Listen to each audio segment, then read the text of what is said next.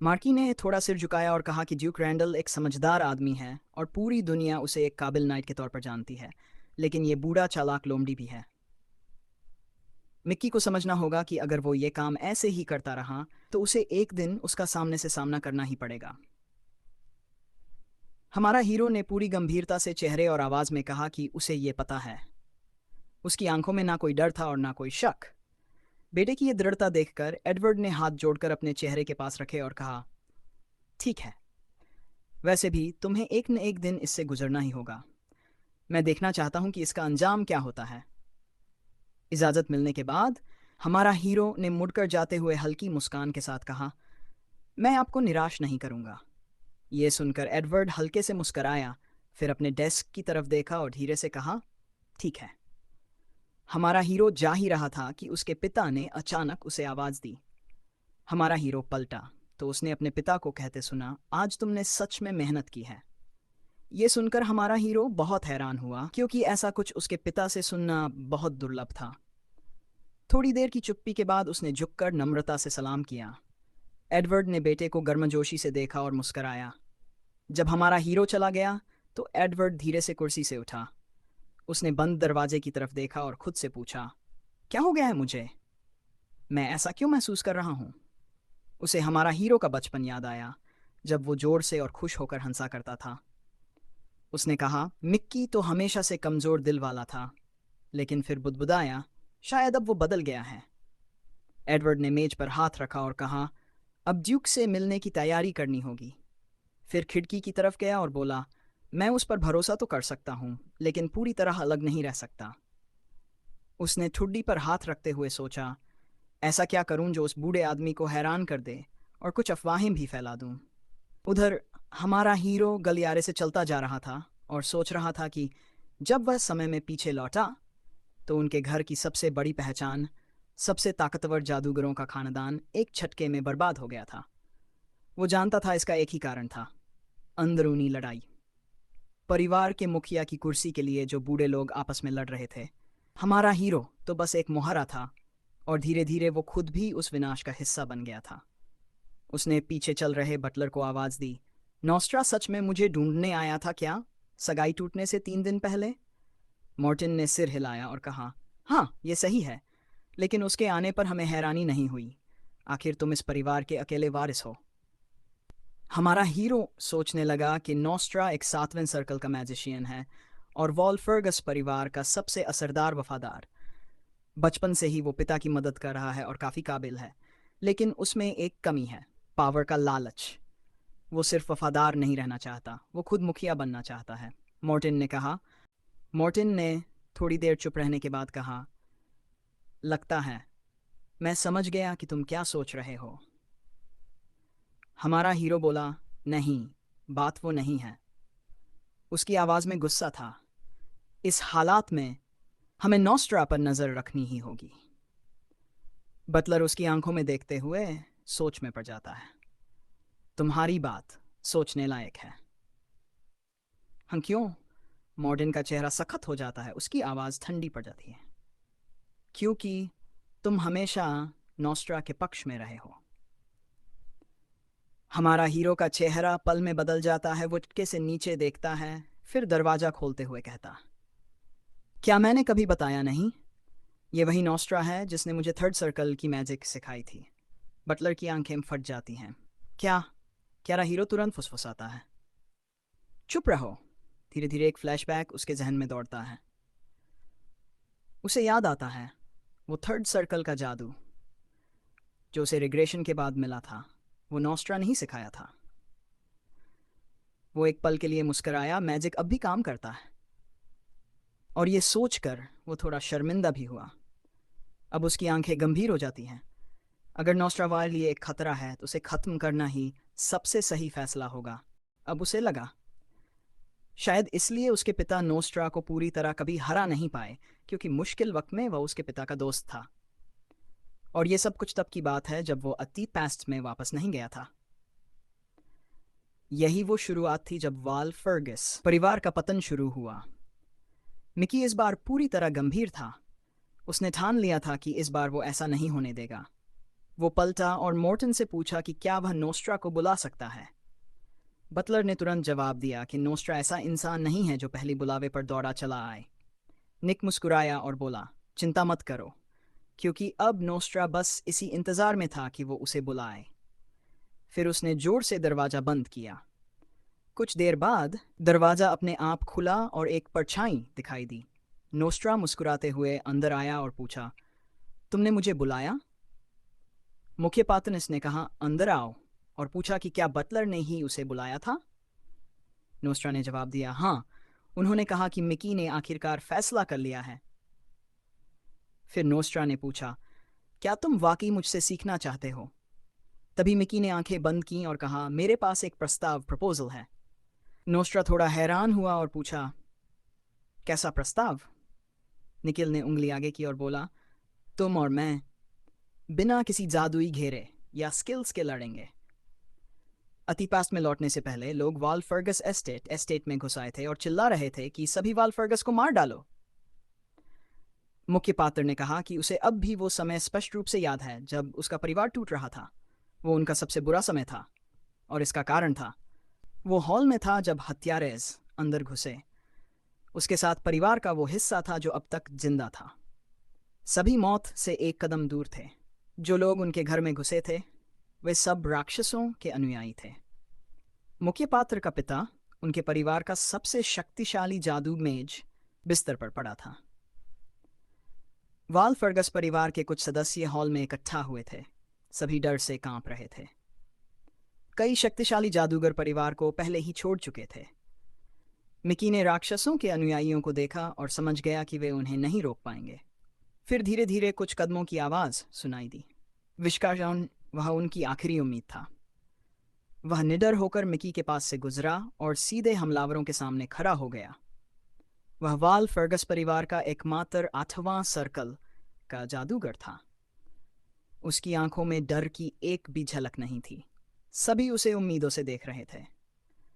Mickey उसे देखकर थोड़ा आशावान था, सोच रहा था कि कौन सी जादुई मंत्र वह इस्तेमाल करेगा। लेकिन जो हुआ उसने सभी को चौंका दिया। नोस्ट्रा ने अपनी जादुई छड़ी जमीन पर फेंकी और तुरंत घुटनों पर गिर गया। उसने चिल्लाकर कहा, हम समर्पण करते हैं। मिकी के चेहरे पर हैरानी साफ दिख रही थी। आखिरी उम्मीद भी धूल में मिल गई थी। वालफर्गस परिवार का अंत हो गया। नोस्ट्रा ने अपना माथा जमीन पर टिकाया और राक्षसों के अनुयायियों के सामने झुक गया। मुख्य पात्र के अंदर क्रोध उमड़ पड़ा। उसने अपनी मुट्ठी भींच ली और ठान लिया, अब सब कुछ बदलूंगा। फिर उसने नोस्ट्रा की ओर उंगली की और कहा, आओ लड़ो, बिना जादू और स्किल्स के। वह जानता था उसने ये क्यों कहा था। वह उस डरपोक राक्षस को हराना चाहता था। नोस्ट्रा हैरान रह गया और पूछा, क्या? मिकी ने अपनी ठुड्डी को हाथ लगाया और कहा, मैं मना नहीं कर रहा तुमसे जादू सीखने से, लेकिन पहले मुझे देखना है कि तुम एक योगी शिक्षक हो या नहीं। फिर उसने पूछा, क्या यह गलत है कि मैं तुम्हारी असली ताकत देखना चाहता हूं? नोस्ट्रा ने बिना अपनी आंखें हटाए पूछा, इसका मतलब क्या है? मुख्य पात्र ने हाथ नीचे किया और जवाब दिया, मैं खुद देखना चाहता हूं तुम्हारी ताकत, क्योंकि बस कह देने से नहीं पता चलता कि कोई कितना शक्तिशाली है। जादू मैजिक ऐसा ही होता है, इसलिए शक मिटाना जरूरी है। नोस्ट्रा ने उलझन में पूछा, क्या इतना काफी नहीं कि तुम मेरी वजह से थर्ड सर्कल मेज बन गए हो? मिकी ने तुरंत जवाब दिया, बिल्कुल नहीं। ये सुनकर विस्काउंट ने गुस्से से अपने दांत भींच लिए। अचानक उसने अपने हाथ उठाए और गुस्से में चिल्लाया कि उसने उसे सब कुछ सिखाया है जो वो जानता है, और अब वो उस पर भरोसा न करने की बात कर रहा है। हीरो ने उससे मुंह मोड़ा और शांत स्वर में कहा कि शांत हो जाओ, वो बस कोई गलतफहमी दूर करना चाहता था। फिर वो विस्काउंट की तरफ मुड़ा और कहा कि अपने शब्दों को अपने कर्मों से साबित करना कोई मुश्किल बात नहीं है। नोस्ट्रा थोड़ा शांत हुआ और धीरे से पूछा, तुम ये बात सच में मानते हो? हाँ, मिकी ने जवाब दिया, और जब वो कुछ कह नहीं पाया तो आगे कहा कि वो बिना किसी मैजिक सर्कल के सिर्फ अपनी ताकत से एक मुकाबले की पेशकश कर रहा है। उसने एक हाथ कमर पर रखा और बोला कि अगर वो हार गया तो वो उसका स्टूडेंट बन जाएगा। ये सुनकर नोस्ट्रा ने अपनी थोड़ी पर हाथ रखा और सोच में पड़ गया। थोड़ी देर बाद उसने पूछा, अगर तुम जीत गए तो? हीरो ने उसकी तरफ देखा और हल्की मुस्कान के साथ जवाब दिया, तो तुम मेरे स्टूडेंट बनोगे। ये सुनकर विस्काउंट मुस्कुराया और धीरे से कहा, मिकी अब एक टीचर है। फिर कुछ देर सोचने के बाद वो बोला, मैं ये चैलेंज स्वीकार करता हूँ। कुछ समय बीत गया। विस्काउंट नॉस्ट्रा अपने कमरे में खड़ा खिड़की की तरफ देख रहा था और हल्की हंसी के साथ बोला, ये किस्मत का तोहफा है, बिना मैजिक सर्कल के मुकाबला। उसने कल्पना की कि दोनों अलग अलग पत्थरों पर खड़े हैं। उसका पत्थर मीक से बड़ा था। पहली नज़र में लग सकता है कि वो कमज़ोर है, लेकिन उसे असली ताकत का फ़र्क पता है, वरना वो कभी राजी नहीं होता। वो नीचे देखकर तिरस्कार में बोला, एक बिगिनर की यही हद होती है। उसने हीरो का जिक्र करते हुए कहा कि भले ही उसके अंदर वॉल्फ फर्गस का खून है, पर वो अब भी एक बच्चा है जिसने अभी तक असली दुनिया नहीं देखी। उसने सोचा, मिकी तो खुद को किसी फेयरी टेल का हीरो समझ रहा है। उसका असली मकसद हेड की जगह लेना नहीं था, बल्कि ऐसी पोजीशन पर पहुंचना था जहां हेड उसका कुछ बिगाड़ न सके। और अब उसके पास ये मौका खुद चलकर आया है। उसने अपने दोनों हाथ ऊपर उठाए और खुशी से चिल्लाया, ये मेरा मौका है वॉल फर्गस फैमिली की हिस्ट्री में नाम दर्ज करवाने का। उसने कहा, मैंने मिकी को थर्ड सर्कल मेज का नॉलेज दिया है और अब वही मुझसे ट्रेनिंग मांगेगा। उसने सिर ऊपर किया और जोर से चिल्लाया, मैं उसका टीचर बनूंगा और इस फैमिली का सेंटर। फिर वो जोर से हंसा। अगले दिन सुबह मॉर्न तेजी से दौड़ता हुआ कॉरिडोर में आया। वो चिल्लाते हुए हीरो को बुला रहा था। मिकी ने उसे देखा और अंदर आने दिया। बटलर डर के मारे बोला, आप क्या कर रहे हैं? मैंने सुना आपने नॉस्ट्रा को मैजिकल ड्यूल के लिए चैलेंज किया है। हीरो ने सिर ऊपर उठाया और जवाब दिया, हाँ, लगता है नॉस्ट्रा ने चाल चलनी शुरू कर दी है, इसलिए अब मैं पीछे नहीं हट सकता। फिर उसने सिर नीचे किया और मुस्कराया, यही तो मुझे चाहिए था। मॉर्न ने दोनों हाथ फैलाए और चिल्लाया, लेकिन नॉस्ट्रा के साथ ड्यूल क्यों? हीरो ने अपने हाथ सीने पर बांधे और बोला, पैनिक मत करो। बटलर बोला, कैसे ना करूं? अगर आप हार गए तो नॉस्ट्रा आपका टीचर बन जाएगा। इससे तो आप उसे और ज्यादा ताकत दे देंगे। हीरो ने जवाब दिया, ठीक है तो। मॉर्न ने मुंह खोलकर चौंक कर कहा, नॉस्ट्रा एक चालाक और फिसलन वाला इंसान है। वो आपके लायक टीचर नहीं है। लड़के ने जवाब दिया, मुझे पता है। उसने सोचा, कैसे ना पता हो, जब मैं उन हरामी लोगों के आगे गिरा था, उनके पैरों में झुका था। बटलर ने डरते हुए पूछा, तो फिर भी आप समझते हैं ना? मिकी ने ठंडे स्वर में जवाब दिया, अगर मैं ये ना समझता तो इस जाल में नहीं फंसता। फिर उसने बटलर की तरफ देखा और पूछा, तुम्हें पता है नॉस्ट्रा अब भी फैमिली में क्यों है, इतने सब के बाद भी? मॉर्न हकलाते हुए बोला, क्योंकि वो यंग एज में एडवर्ड के करीब था। लड़का धीरे से बोला, सही, वो मेरे पापा का दोस्त और साथी था। पापा उसे कभी नहीं निकालते, क्योंकि उनकी उससे जुड़ी कई अच्छी यादें हैं। बटलर ने इस बारे में सोचा और कांपती आवाज में जवाब दिया कि वो सही था। लड़के ने अपनी ओर इशारा करते हुए कहा कि वो खुद से निपटेगा। उसने धमकी देते हुए कहा कि ये लड़ाई दिखाएगी कि वो कितनी घिनौनी चीजें करने में सक्षम है। लड़के ने सोचा कि उनके लिए मैजिशियंस के तौर पर दांव बहुत ऊंचा था। उसने सोचा कि जादू शब्दों से पूरा होता है और दांव पर उनकी वादा की हुई चीजें थीं। उसे पता था कि अगर उसने इसे तोड़ा तो मैजिशियन को जादू से पूरी तरह नकारा कर दिया जाएगा। उसने कल्पना की कि अगर उसने जीत लिया तो वो नॉस्ट्रा को अपनी मुस्कान के साथ हरा देगा। उसने सोचा कि यही वो था जिसका वो इंतजार कर रहा था। मोर्न ने अपनी थोड़ी पर हाथ रखा और सोचा कि ये वाकई एक अच्छा प्लान था और पूछा कि क्या उसने एसरा को हराने की संभावना को नकारा किया था। बटलर ने चिंता के साथ पूछा, क्या तुम सुनिश्चित हो कि तुम उसे हरा पाओगे? मिकी ने मुस्कुराते हुए जवाब दिया, क्या तुम मुझे हरा सकता है? और आंख मारी। फिर वादा किया कि नॉस्ट्रा उसे कभी नहीं हरा पाएगा। उसने बटलर को ढांढस देते हुए कहा कि वो चिंता ना करे और वादा किया कि विस्काउंट नॉस्ट्रा उसे हराएगा नहीं। मॉर्न ने उत्साहित होकर पूछा, क्या तुम सुनिश्चित हो? और बटलर ने बताया कि उसने विस्काउंट के लिए एक शर्त रखी है। उसने एक उंगली ऊपर उठाते हुए कहा कि शर्त यह थी कि दोनों को बराबरी की स्थिति में होना चाहिए। बटलर ने हाथ जोड़कर चुपचाप सिर झुका लिया। मॉर्न ने हैरान होकर पूछा, क्या विस्काउंट वही जादू इस्तेमाल करेगा जो मिकी करता है? क्या तुम सच में गंभीर हो?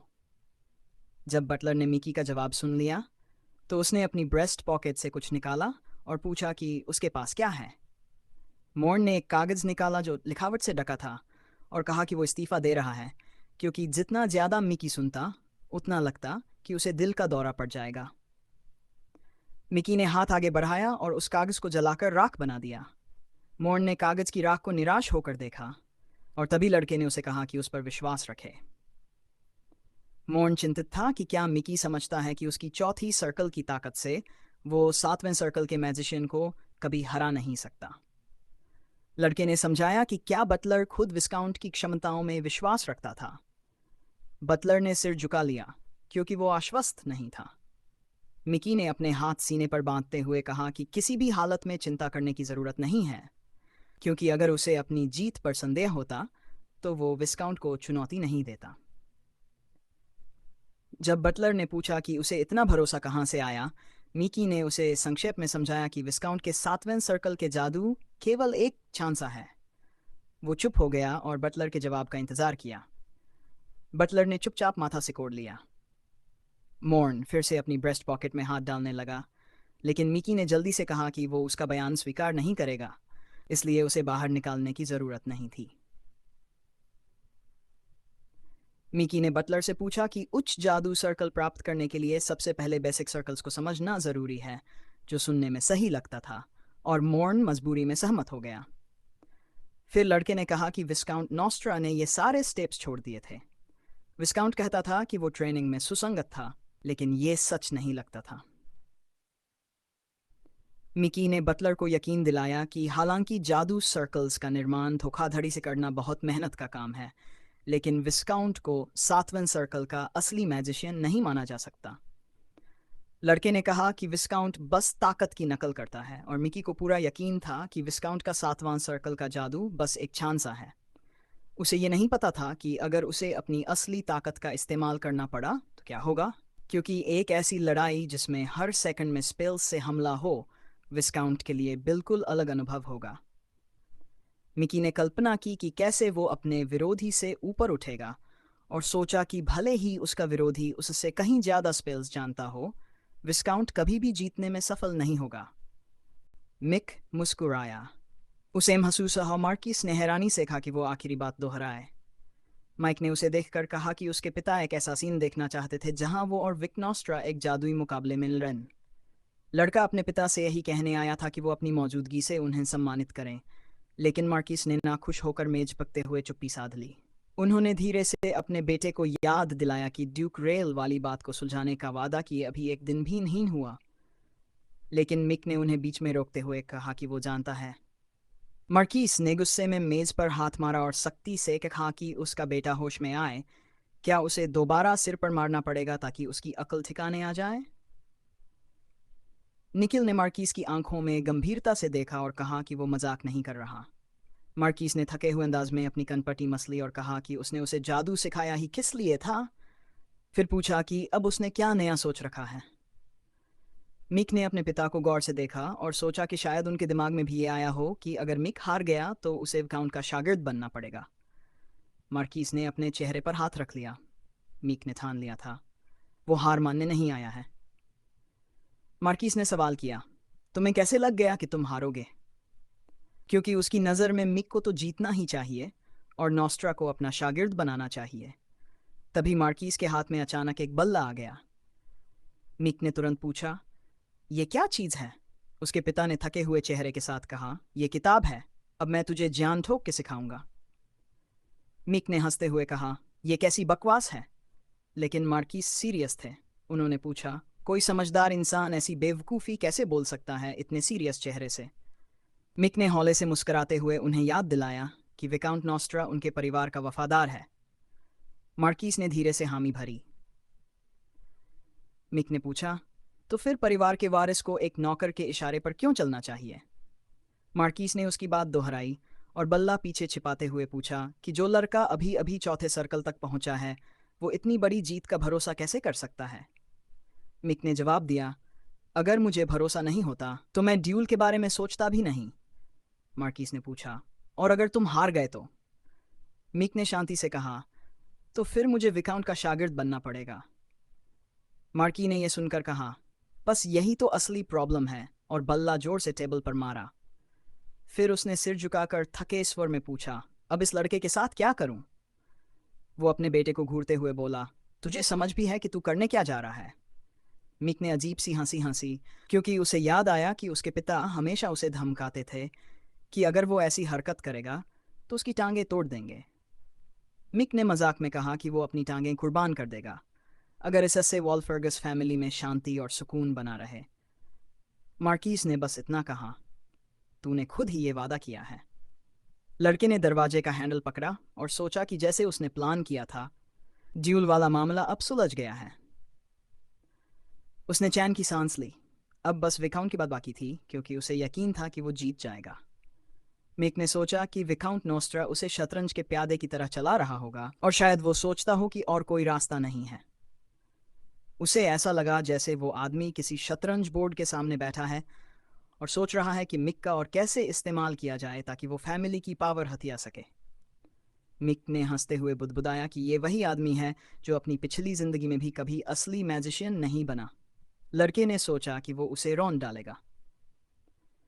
मिक ने चारों ओर देखा। वॉलफर्गस की ट्रेनिंग हॉल में उसने कहा, सब कुछ यहाँ वैसा ही है, और सोचा कि ये कमरा छठे सर्कल के मैजिक के अटैक्स भी सह सकता है। उसे पता था कि उनके परिवार का मैजिक ट्रेनिंग सेंटर अलग अलग टूल्स से भरा हुआ है।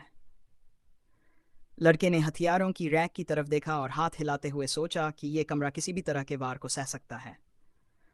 उसने फ्लैश स्पेल यूज किया, क्योंकि यहाँ कुछ भी किया जा सकता था। एक बैंगनी तीर जैसे कमरे को चीरता हुआ निकल गया। मिक ने फर्स्ट लेवल मैजिक फ्लैश पर ध्यान लगाया। ये स्पेल पहली सर्कल की मैजिक में आता है, क्योंकि इसे इस्तेमाल करने का कैलकुलेशन बहुत आसान होता है। लेकिन कई जादूगर इसे हल्के में ले लेते हैं, क्योंकि जितना आसान कोई स्पेल हो उसमें उतनी ही ज़्यादा ट्रिक से यूज करने की गुंजाइश होती है। उठाई और सोचा कि कोई अनुभवी जादूगर इस स्पेल को सिर्फ चमक के लिए नहीं, बल्कि एनर्जी को कंट्रोल करने के लिए भी यूज कर सकता है। उसने उंगली से इशारा करते हुए स्पेल को वापस अपनी ओर बुलाया। बैंगनी बीम मुड़ते हुए वापस लौटी, और मिक ने सोचा कि ऐसा करने से स्पेल की मुश्किल बढ़ जाती है। उसे समझ आया कि अगर बीम के घुमाव का एंगल सही से कैलकुलेट किया जाए तो यही साधारण स्पेल भी पांचवीं सर्कल की ताकत जैसा हो सकता है। फिर मिक ने फ्लैश को एक्सप्लोजन में बदला। स्पेल छत के नीचे फट गया। फटने के बाद स्पेल की बूंदें जमीन पर गिरने लगीं। मिक ने सोचा कि इतनी छोटी सी ट्रिक में भी मैजिक एनर्जी कंट्रोल ज़रूरी है। यही फ़र्क होता है एक हाई लेवल और लो लेवल जादूगर में। वो बिना कोई इमोशन दिखाए स्पेल के बचे हुए हिस्सों को देखता रहा और खुद से कहा कि उसका मना कंट्रोल पहले जैसा ही है। हो सकता है उसका शरीर अब जवान हो, लेकिन दिमाग सब कुछ याद रखे हुए है। उसने ऊपर देखा। ड्यूल शुरू होने में बस 1 घंटा बचा था। उसने सोचना शुरू किया कि अब क्या करना है। उसे याद आया कि वाइकाउंट ने उसे जो कुछ भी सिखाया था वो सब झूठ था। उसका मकसद सिर्फ नया सर्कल जल्दी से पाना था। लेकिन मिक को ये अच्छा ही लगा कि उसके सारे सर्कल रीसेट हो गए थे और अब वो फिर से एक नई शुरुआत कर सकता था। उसने सोचा, अगर उसमें वो 1000 साल में एक बार आने वाला टैलेंट नहीं होता तो शायद वो दोबारा शुरुआत नहीं कर पाता। इसी वक्त वाइकाउंट नोस्ट्रा कॉरिडोर में चलते हुए कुछ बड़बड़ा रहा था। उसने हंसते हुए खुद से कहा कि एडवर्ड को तो कुछ भी शक नहीं होगा। विकाउंट को लगता था कि मिक को सिखाकर वो वॉलफर्गस फैमिली का सबसे मजबूत स्तंभ बन जाएगा। अचानक उसका दिल जोरों से धड़कने लगा। उसने छाती के पास कपड़ा पकड़ लिया और घुटनों पर गिर गया। तभी पीछे से आवाज आई, विकाउंट! विकाउंट ने मुड़कर देखा। मार्की एडवर्ड वहां आ गया था। मार्की ने विकाउंट को देखकर पूछा, क्या यह सच है कि तुमने और मेरे बेटे ने शर्त लगाई है? विकाउंट ने जवाब दिया, हाँ, ये खुद यंग माइकल का आइडिया था। ये तो मेरे लिए एक अच्छा मौका बन गया। मार्की एडवर्ड ने कहा, मैंने हमेशा सोचा कि मेरे बेटे को एक सही मेंटर की ज़रूरत है। तुम बचपन से मेरे साथ रहे हो, मुश्किल समय में साथ दिया है, मैं ये सब याद रखता हूँ।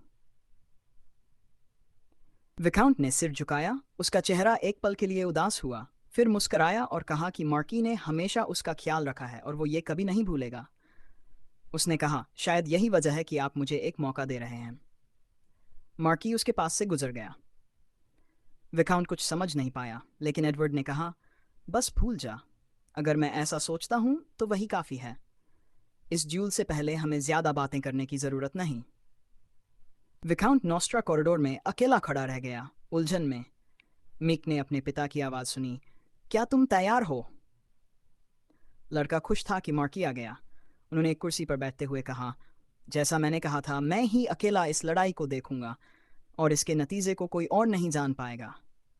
मार्की ने याद दिलाया कि दोनों ड्यूलिस्ट को समझना चाहिए कि इसका असर बहुत गहरा होगा और कोई भी अपनी हार को जुटला नहीं पाएगा, इसलिए उन्हें एक बार और सोच लेना चाहिए।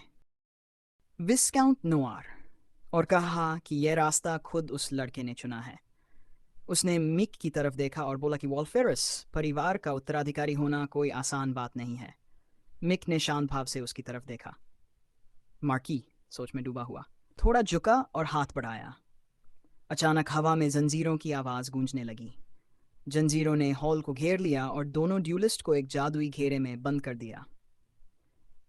मार्की ने कहा कि वह विस्काउंट नोस्ट्रा की मैजिक सर्कल्स को ड्यूल खत्म होने तक सील कर रहा है और वो अब केवल 5वीं सर्कल तक की जादू ही इस्तेमाल कर पाएगा। नोस्ट्रा ने सहमति में सिर हिलाया। उसने मिक की तरफ देखा और पूछा, क्या तुम तैयार हो? लड़के ने हल्की मुस्कान दी और जवाब दिया कि वो तैयार है। ने तुरंत अपने स्पेल्स एक्टिवेट कर दिए और कहा, आओ मिक, तुम्हें कुछ दिखाता हूं। उसके स्टाफ के चारों ओर एक हरी चमकदार बॉल बनने लगी। ये स्लो स्पेल था। मिक ने हवा में उंगलियां घुमाई और सोचा कि विस्काउंट ने शुरुआत से ही ऐसा स्पेल क्यों चुना, लेकिन फिर सोचा कि ये तो चालाकी है। अगर सामने वाला धीमा हो जाए तो जीतना आसान हो जाता है। मिक ने जवाब में कंफ्यूज स्पेल डाला। विस्काउंट ने दांत भींच लिए। उसे झटका लगा कि लड़का ऐसा कुछ कर सकता है। उसके चारों ओर हरी लहरें घूमने लगीं और वह अपना सिर पकड़कर खड़ा रह गया। विस्काउंट को समझ नहीं आया कि मिक ने यह कैसे किया, क्योंकि कन्फ्यूजन सबसे मुश्किल स्पेल्स में से एक है, यहाँ तक कि चौथी सर्कल के मैजिशियन के लिए भी। मिक ने बस मुस्कुराकर कहा, आपको जानने की जरूरत नहीं है। विस्काउंट हंस पड़ा, लेकिन फिर उसने अपना स्टाफ मिक की तरफ ताना और लड़का पिंक ग्लो करने लगा। नोस्ट्रा ने फायरबॉल स्पेल चलाया और उसके साथ ही विंड ब्लेड भी डाल दिया। आग बवंडर की तरह घूमने लगी और तेजी से मिक की तरफ पड़ी। नोस्ट्रा को यकीन था कि अब वो लड़के को सबक सिखाएगा। उसे लगता था कि जादू की सर्कल्स का फर्क सिर्फ स्पेल्स में नहीं होता, बल्कि उनकी ताकत में भी होता है। मिक के पैरों के नीचे जमीन हिलने लगी। विस्काउंट ने अर्थ ब्रेक चला दिया। पत्थर हवा में उड़ने लगे। आग और हवा से बना तूफान सीधा मिक की ओर बढ़ रहा था। मिक की आंखें चमकीं और उसने धीरे से कहा, मुझे नहीं पता इसके साथ क्या करना चाहिए। लेकिन तुरंत ही उसने बैरियर स्पेल यूज किया। आग एक दीवार से टकराई और वहीं रुक गई। अब वो मिक तक नहीं पहुंच पाई। मिक ने सोचा, अगर लॉजिक से सोचें तो विस्काउंट सही था। आखिर वो खुद अभी हाल ही में चौथी सर्कल तक पहुंचा था। इतनी ताकत रोकना आसान नहीं था। लेकिन उसने भी सोचा कि जहां तलवारबाजी में सिर्फ मेहनत से फर्क नहीं मिटता, क्योंकि शरीर की ताकत और ऑरा का भी फर्क होता है, वहीं जादू की दुनिया में ऐसा नहीं है। मैजिक की दुनिया बहुत अनफेयर हो सकती है। मिक ने हाथ आगे बढ़ाया और अगला स्पेल तैयार किया। उसे लगा कि जादूगर के पास दिमाग होना जरूरी है। उसने फिर से फ्लैश स्पेल डाला। उसकी उंगली चमकने लगी। विस्काउंट को यह देखकर मजा आ रहा था कि लड़का अब भी पहली सर्कल वाला स्पेल ही इस्तेमाल कर रहा है। मिक ने शांत स्वर में फ्लैश जादू में एक नया शब्द जोड़ा, मल्टी चार्ज। उसका मानना था कि जब कुछ बेहतरीन चीजों को एक साथ मिलाया जाए तो असंभव को भी मुमकिन बनाया जा सकता है। जैसे ही उसने आदेश दिया, फ्लैश, जो अब किसी राक्षस के गुलाबी पंजों जैसा लग रहा था, विस्काउंट नोस्ट्रा की ओर झपट पड़ा। मिक ने कहा, फ्री कंट्रोल, और ऐसा लगा मानो विस्काउंट उस जादू के प्रभाव में आ गया हो। वह बस उस चमक को घूरता रहा और लड़के के कमांड्स जैसे मल्टीपल एक्सप्लोजन्स और रैशनल मैनर यूसेज को अनसुना कर दिया। जब मिक ने कहा कि जादू का रुख बदला जा सकता है और उसे सीधे निशाने पर मारा जा सकता है, तभी विस्काउंट की नज़रों के सामने उसका स्टाफ जमीन पर गिर गया। मिक ने दोबारा आदेश दिया, इस बार कंट्रोल और अटैक जोन बढ़ाने की बात की। फ्लैश दोबारा उसकी ओर बढ़ा। विस्काउंट चौंका और सोचने लगा कि यह अब पहली सर्कल की जादू नहीं रही। जो मंत्र वह अभी तक बुदबुदा रहा था, उससे यह कहीं आगे था। उसने लगभग गुस्से से पूछा, तुम चौथी सर्कल का म्यूजिशियन होकर इतनी महारत कैसे पा गए? मिक मुस्कराया और कहा, तो अब असली जादू दिखाऊं? उसके हाथ जादू की रोशनी से घिर गए। विस्काउंट ने देखा कि यह कोई धमकी नहीं, बल्कि दिवाली की आतिशबाजी जैसा लग रहा था। फिर भी उसने अपने सामने स्टाफ करके शील्ड डाल दिया। फ्लैशेस जोर से ढाल से टकराईं। विस्काउंट हंसते हुए बोला, क्या तुम्हें लगा है ये मुझे हरा सकता है? मीक ने ठंडे स्वर में एक्सप्लोजन स्पेल डाला। जोरदार धमाका हुआ, चारों ओर धुआं फैल गया। विस्काउंट खांसने लगा और बोला, ये माना कंट्रोल तुम्हें किसने सिखाया? फिर पूछा, तुमने ये किया कैसे? मीक ने जवाब दिया, तुमने खुद देखा ना, मैंने कोई चाल नहीं चली, बस सही कैलकुलेशन किया। विस्काउंट गुस्से से चिल्लाया, ये गलत है, ये नियमों के खिलाफ है, ये कुछ बैन स्पेल्स जैसा लग रहा है। मिक ने अपनी मुट्ठी भींची और पीछे की दीवार पर जोर से मारा। दीवार में दरार आ गई। वह विस्काउंट को घूरते हुए बोला, अपनी जुबान संभालो, तुम हदें पार कर रहे हो। उसने हाथ हटाया और कहा, अब मैं तुमसे वॉली फर्गस परिवार का सदस्य बनकर लड़ रहा हूं। नॉस्ट्रा झिझका, कुछ कहना चाहता था, लेकिन मिक ने बात बीच में काटते हुए कहा, अगर तुम मुझे फॉरबिडन मैजिक यूज करने का आरोप लगाना चाहते हो तो सबूत भी देना पड़ेगा। विस्काउंट घुटनों पर गिर गया। उसके चेहरे पर ऐसा भाव था जैसे यकीन नहीं हो रहा कि उसने इतनी बड़ी बात कैसे मिस कर दी। वह बुदबुदाया, ये सब झूठ है। मीक हंसा और कहा, ठीक है, अगर तुम यही मानते हो। तभी उसके हाथ में फिर से एक चमकता हुआ गोला बना। फ्लैश दोबारा दुश्मन की ओर बढ़ गया।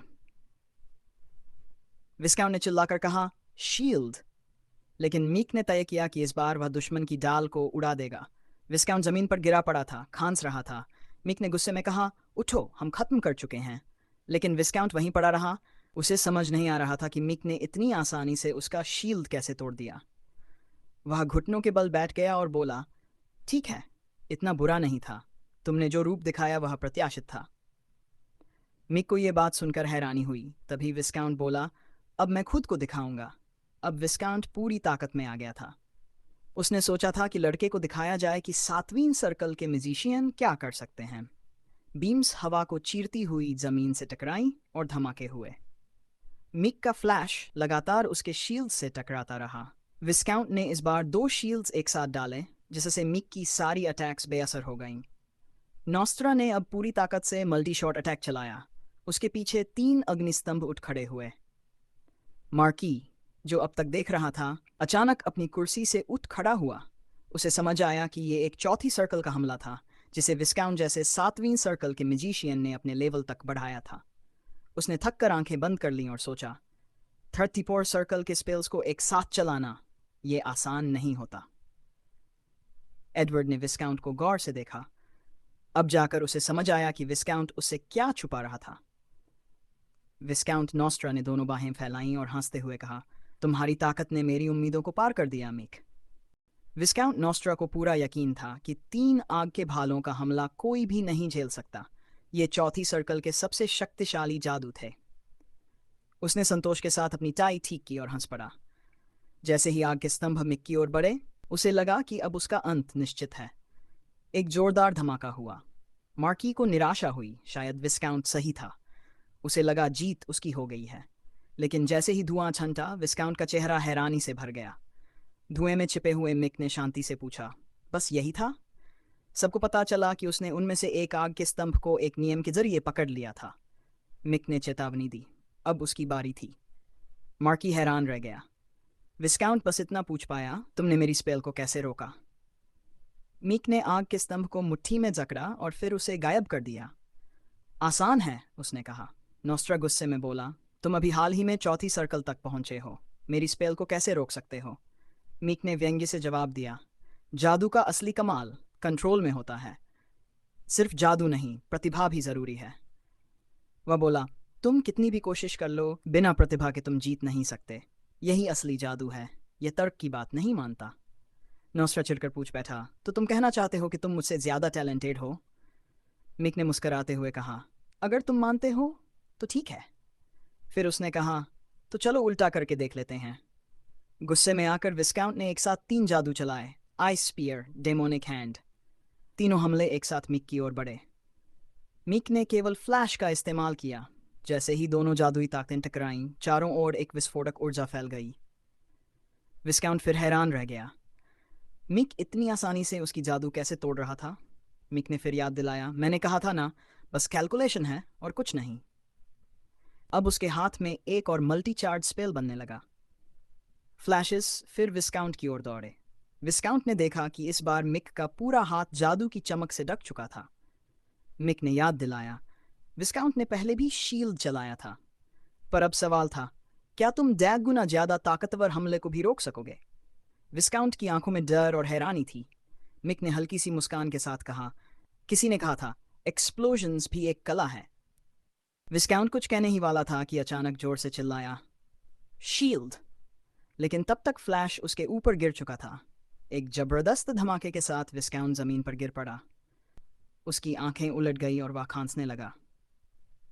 मिक ने तुरंत कंफ्यूजन जादू चलाया और एक पल में विस्काउंट के पास पहुंचा। उसने विस्काउंट को मुक्का मारा।